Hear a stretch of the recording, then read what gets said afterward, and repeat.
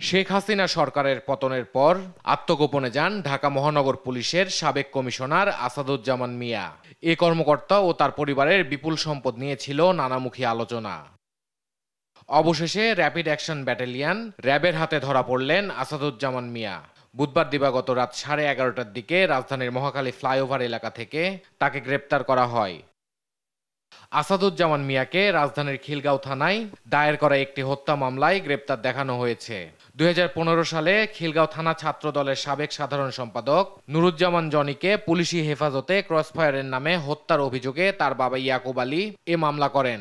এতে আসাদুজ্জামান মিয়া সহ বর্তমান ও সাবেক 13 পুলিশ কর্মকর্তাকে আসামি করা হয়। 1988 সালের 15 ফেব্রুয়ারি সহকারী পুলিশ সুপার হিসেবে বাংলাদেশ পুলিশ বাহিনীতে যোগদান করেন আসাদুজ্জামান মিয়া। 2015 সালের 7 জানুয়ারি থেকে 2019 সালের 13 সেপ্টেম্বর পর্যন্ত ডিএমপি কমিশনার হিসেবে দায়িত্ব পালন করেন। পরে জাতীয় নিরাপত্তা সংক্রান্ত সেলের প্রধান নির্বাহী হিসেবেও দায়িত্ব পালন করেন। বিরোধী দল ও মত দমনে পতিত আওয়ামী লীগ সরকারের খুবই আস্থাভাজন ছিলেন আসাদুজ্জামান মিয়া। সুযোগ কাজে লাগিয়ে নিজের ও পরিবারের নামে জমি, বাড়ি, ফ্ল্যাট সহ বিপুল পরিমাণ জ্ঞাত আয় বহির্ভূত সম্পদ অর্জনের অভিযোগ রয়েছে। ইফতেখার রেজা, দেশ টিভি, ঢাকা।